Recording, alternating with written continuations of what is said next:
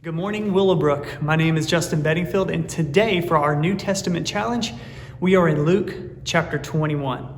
Jesus here at the very beginning of the chapter is going to notice a couple of things about the heart behind giving and generosity and even sacrificial giving. He notices two types of people giving to the temple treasury. In the first few verses, you see it in chapter 21. He noticed rich people dropping off their offerings, and he also noticed a poor widow dropping off 2 tiny coins that didn't even amount to a cent.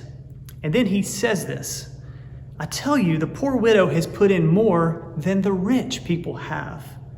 For all these other people put in their gifts out of their abundance." In other words, they had plenty and it didn't hurt them to give.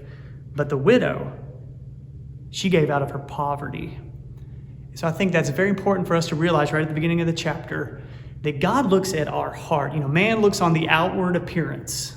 And the religious leaders of that day, they were really focused on outward appearances. But God is focused on the heart. That's an encouraging thing to know, that we who seek to have a pure heart, God will look upon us and be pleased. But outward appearances are just for show. They're just what other people may see. They're just superficial, literally. It's just what people see with their own eyes. But God sees us right to the core, right to who we are. So right at the beginning of this chapter, he notices and says, this widow who gave out of her poverty has given much more than any of the rich have out of their surplus. Why? Because it came from a sacrificial heart. She gave all that she had to live on. And it's well noted, even in the chapter before, just a few verses before, that the leaders of the day were taking advantage of widows. And so now this widow is putting her faith, her trust in God. What kind of giving heart is that? That's one that is rooted in faith, rooted in knowing that God is in control. And we need that message today. There's a lot of needs in our world. Let us not be hesitant to give to our neighbor, give to our church so that we can minister to those who have lost jobs, those who are struggling right now. Let's not hold back. Let's give freely so that God can use that blessing in someone else's life. Through the chapter, you're going to see several things happen as you read this. You see Jesus talking about the destruction of the temple, signs of the end of the age, the coming of the Son of Man, that it's coming, it's going to come soon, it's going to come quickly, and that we should take note of that, and we should be ready for that.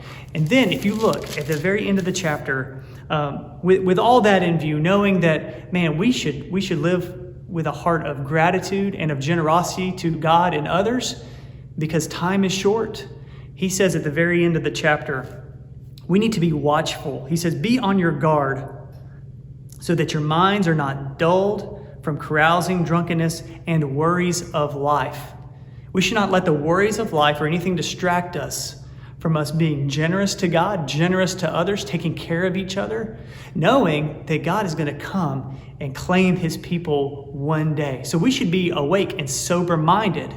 We shouldn't hold back. We shouldn't isolate ourselves so much that we can't reach out to others. I know a lot of us are in isolation, but man, we should be looking out for our neighbors and safely help them when we can. Be generous with what we have, because God has called us to take care of our neighbors. He's called us to take care of one another.